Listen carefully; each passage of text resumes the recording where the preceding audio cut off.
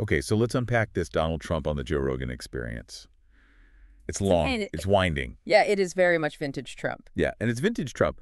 But what's really fascinating here is how this interview, it might actually be like a sneak peek into his 2024 playbook.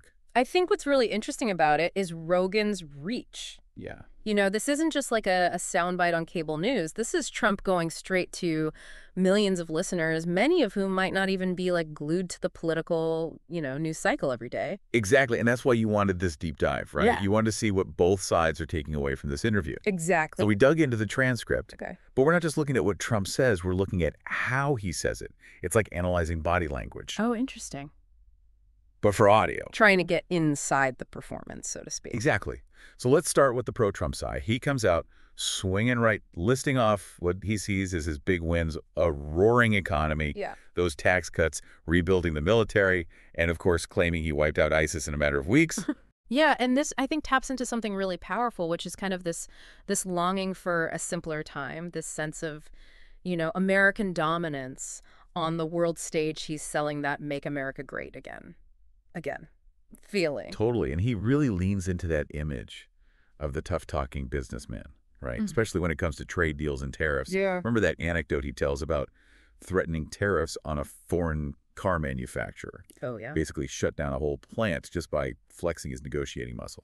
I mean, for people who feel like the system is rigged against them, that image is potent. Yeah. He's the outsider, the guy who doesn't play by the usual rules, and that resonates with a lot of voters. And let's be honest, like simplifying complex issues like global trade down to, tariffs are good, other countries are cheating, is a very appealing message for some. It is. And of course, no Trump rally or interview would be complete without some attacks on his opponents. Yeah. Biden's incompetent Harris is a liar who will destroy the country. You get the picture. It's the classic us versus them strategy.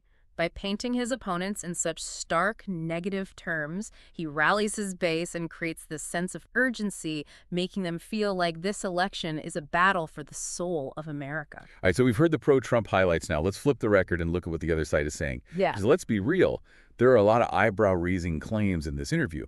For example, he brags about shrinking the deficit Right. while also pushing for even more tax cuts. That reveals a fundamental contradiction, I think, in his economic messaging. He's appealing to voters who want fiscal responsibility, but then champions policies that often lead to increased debt. Totally. And there's his stance on climate change. Yeah. He blames environmental regulations for everything while downplaying the science. Like he tells this story about California wasting water to protect a tiny fish, totally ignoring the complexities of water rights and the very real threat of drought.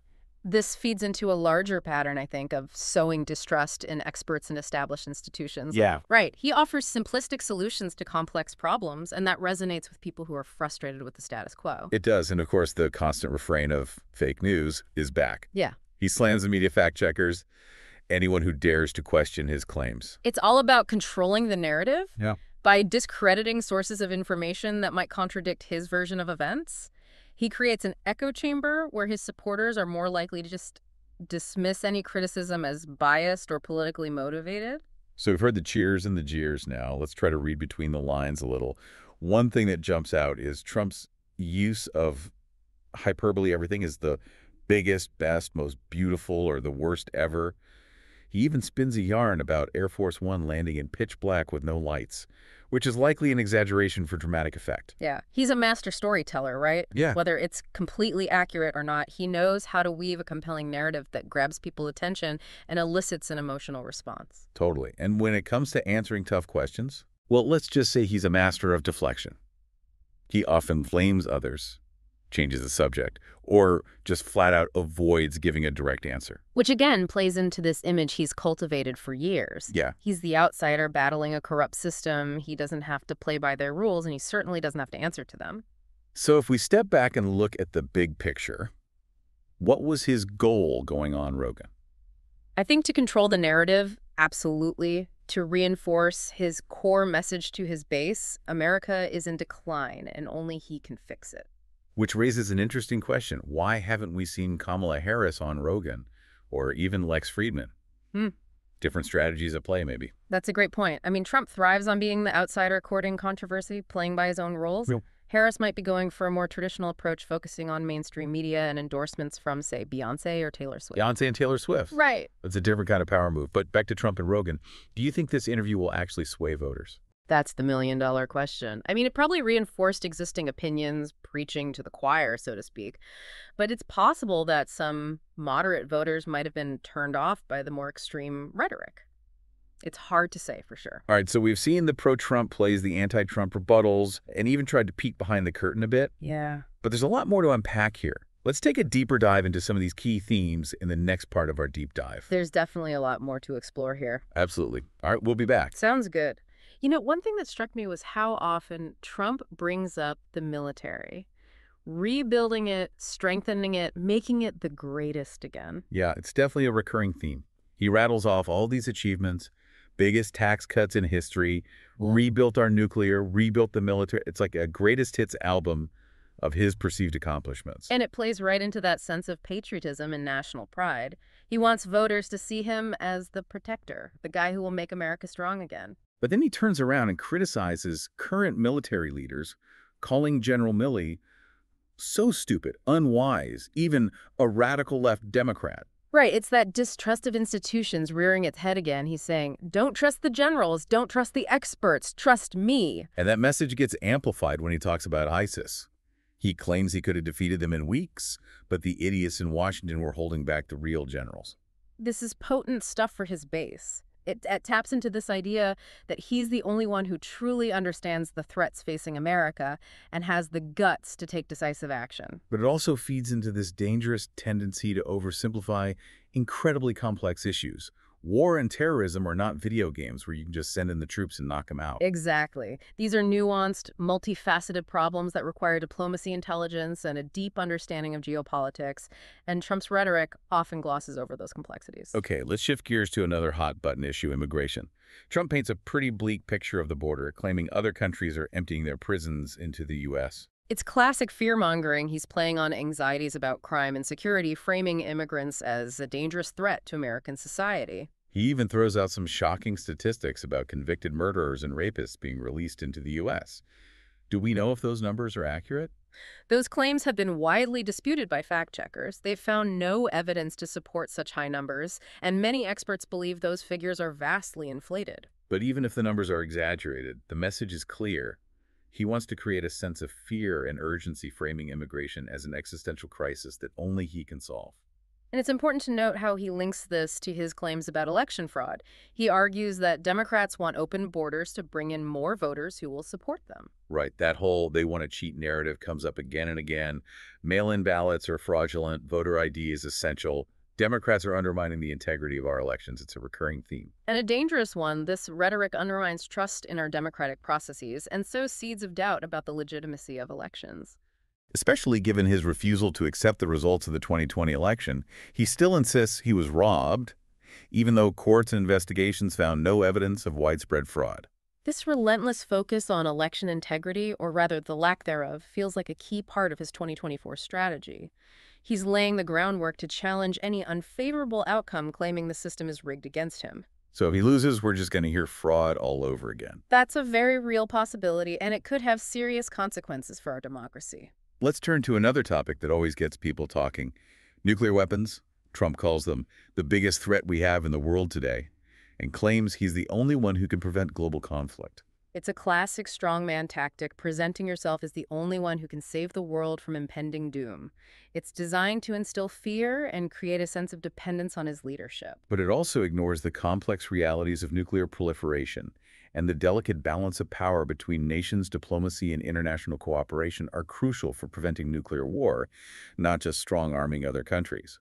Exactly, and Trump's rhetoric often undermines those diplomatic efforts. He seems to revel in his ability to threaten other countries with tariffs and economic sanctions. Remember that story about how he got France to back down on taxing American companies? He threatened a 100% tariff on their wines and champagnes. It's the America First philosophy in action, the idea that the U.S. should always prioritize its own interests, even if it means harming allies or disrupting global trade. But it also feels short-sighted and ultimately self-defeating. Global trade and cooperation are essential for economic prosperity, and alienating allies only weakens our standing in the world. It's a zero-sum game where everyone loses in the end. One claim that really jumped out at me was Trump saying you could have stopped the war in Ukraine if you were still president. Yeah. He says he knows Putin and Zelensky very well and would have been able to negotiate a peace deal. Of course, it's pure speculation. There's no way to know what would have happened if he were still in office. But it's a tantalizing claim, especially for those who are weary of the war and its devastating consequences. It plays on people's desire for a quick and painless resolution to a very complex problem. He's offering that simple solution, when in reality, peace negotiations are incredibly complex, and there are no guarantees even for the most skilled negotiator. All right, let's lighten things up a bit and talk about Trump's comments on the UFC. He clearly have a passion for the sport, praising Dana White and expressing admiration for the fighters. This is a savvy move. It allows him to connect with a younger, more male-dominated audience that might not be as tuned into politics. And it reinforces his image as a tough guy who appreciates strength and competition. Exactly. It's all about crafting a persona that resonates with his target demographic. He even shares an anecdote about meeting James Toney, a former boxing champion who tried his hand at MMA. It's a funny story that humanizes him and makes him seem more relatable. It reminds us that he's not just a politician, he's a fan, a businessman, a reality TV star, and someone who enjoys a good fight. But even here, he can't resist taking a jab at LeBron James, calling him not a big fan. It's a subtle dig that reinforces his us versus them mentality. It's all part of the game. Now let's move on to a topic that always generates buzz: aliens and UFOs. Trump says he was briefed on the subject while he was president and admits he finds it a little interesting. This is a topic that fascinates a lot of people, and Trump's willingness to engage with it even in a small way is sure to grab headlines and generate intrigue. He even hints that he knows more than he's letting on, saying, "I'm not allowed to talk about it," playing into the mystery and speculation surrounding UFOs. It's a way of maintaining a sense of authority and insider knowledge. He's suggesting he's privy to secrets that the average person isn't. But it's important to approach those claims with a healthy dose of skepticism. There's no concrete evidence to support the existence of extraterrestrial life, and Trump's comments should be taken with a grain of salt. Exactly. It's all part of the show. All right, let's shift gears again and talk about something a bit more down to earth. The economy. Trump constantly boasts about the greatest economy ever before the pandemic hit. What did the actual numbers tell us? While the economy did perform well under Trump with low unemployment and strong GDP growth, economists debate whether it was truly the greatest ever. Some argue that Obama laid the groundwork for this growth, and that Trump's policies, like the tax cuts, primarily benefited the wealthy and corporations. He also loves to tout his trade deals, especially the one with China. But did those deals actually benefit American workers, as he claims? The impact of those trade deals is still being debated. While some industries benefited, others, like manufacturing, faced job losses, and the trade war with China ultimately hurt American consumers and businesses. He blames Biden for the current economic woes, saying inflation is out of control because of his policies. What's the reality there?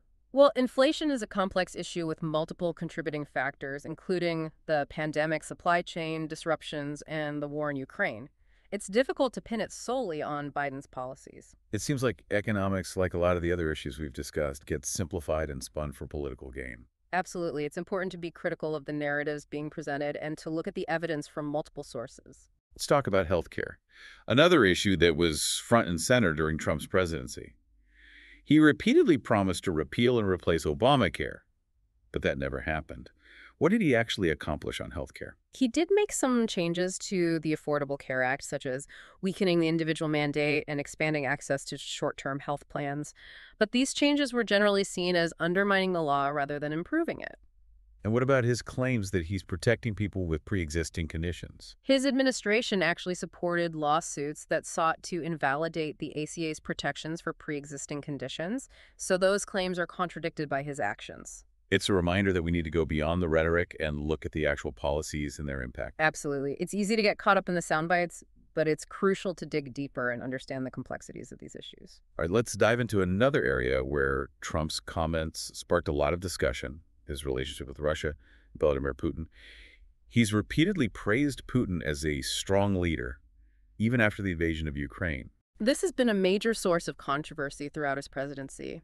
Many people, including some within his own party, have criticized his seemingly cozy relationship with Putin and his reluctance to condemn Russia's actions. He also made some eyebrow-raising comments about the NATO alliance, suggesting that the U.S. should reconsider its commitment to the organization. What are the implications of those statements? Well, NATO is a cornerstone of U.S. foreign policy and has been a critical deterrent against Russian aggression in Europe. Weakening that alliance could have destabilizing consequences for the region and the world. It seems like Trump's views on foreign policy are often at odds with the traditional Republican stance. He definitely represents a departure from the Republican establishment on many foreign policy issues. His America First approach prioritizes U.S. interests above all else, even if it means alienating allies or undermining international institutions. Let's move on to a topic that was a constant source of headlines during his presidency, his use of social media. He was a prolific tweeter, often using the platform to attack his opponents, spread misinformation, and announce policy decisions. His use of Twitter was unprecedented for a president. It allowed him to bypass traditional media outlets and communicate directly with his supporters. But it also raised concerns about the spread of false information and the erosion of civil discourse. He was ultimately banned from Twitter after the January 6th Capitol riot. Yeah. How has that impacted his ability to communicate his message? He's been forced to rely on other platforms like Truth Social, which has a much smaller audience, but he's still able to get his message out through rallies, interviews, and his network of supporters. So even without Twitter, he's still a powerful force in American politics. Absolutely. He remains a dominant figure in the Republican Party, and his influence on the political landscape is undeniable. We've covered a lot of ground here, from the economy and healthcare to foreign policy and social media. What's the overall takeaway for listeners? I think it's clear that Trump remains a complex and polarizing figure. His policies and rhetoric continue to resonate with a significant portion of the American public, while others view him with deep concern. It's also evident that he's not afraid to break with tradition, challenge norms, and disrupt the status quo, whether you agree with him or not. His impact on American politics is undeniable. Absolutely. And as we head into the 2024 election cycle, it's crucial to understand his strategies, his motivations, and his potential impact on the future of our country. We've still got a lot more to unpack, so let's dive into the final part of our deep dives and explore some of the lingering questions and implications of this interview.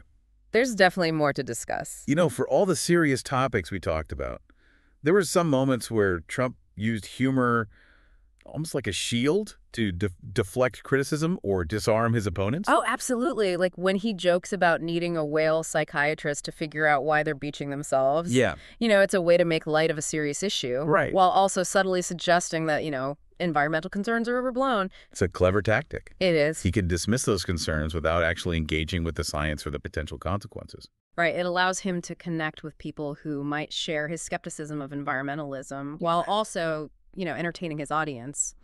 Humor can be a powerful tool in politics. Oh, absolutely. And speaking of humor, remember his comment about Kamala Harris potentially doing a Rogan interview? Oh, yeah. He says she'd be laying on the floor, they'd have to call in the medics. That's pretty harsh even for Trump. It is, He's yeah. basically mocking her ability to handle pressure and suggesting that she's not up to the job of being president. Right. But it's also a bit of a backhanded compliment to Rogan, wouldn't you say? Oh, yeah. He's implying that Rogan's interviews are so tough, so intense, that even a seasoned politician like Harris couldn't handle it. Definitely. It's a way of elevating Rogan's status and further aligning himself with Rogan's audience, who tend to be, skeptical of mainstream politicians. Okay, let's circle back to one of the key questions we raised earlier. Will this interview actually sway voters? It's tough to say for sure. I mean, it likely reinforced the views of his existing supporters, but it's hard to imagine it winning over many undecided voters. But he definitely achieved one of his primary goals, controlling the narrative. He got to share his unfiltered views with a massive audience, bypass the traditional media gatekeepers, and reinforce his core message. And he did it all while entertaining his audience, keeping them engaged for over 3 hours. So what does this whole interview tell us about the state of American politics in 2024? I think it underscores how divided we are as a country. We're living in this era of information overload and political polarization, where social media and alternative media platforms play an increasingly influential role. And traditional sources of information and authority are being eroded. It's a challenging landscape to navigate both for voters and for candidates. Absolutely. It raises a lot of questions about the future of our democracy and how we can bridge these divides. All right, as we wrap up this deep dive into Trump's Rogan interview, what's the final takeaway for our listeners? I think it's a reminder that we need to be critical consumers of information, regardless of where it comes from. We need to challenge our own biases and be willing to engage with different perspectives. And most importantly, we need to remember that the future of our democracy depends on our ability to find common ground, even amidst our differences. Well said. That's a powerful message to end on.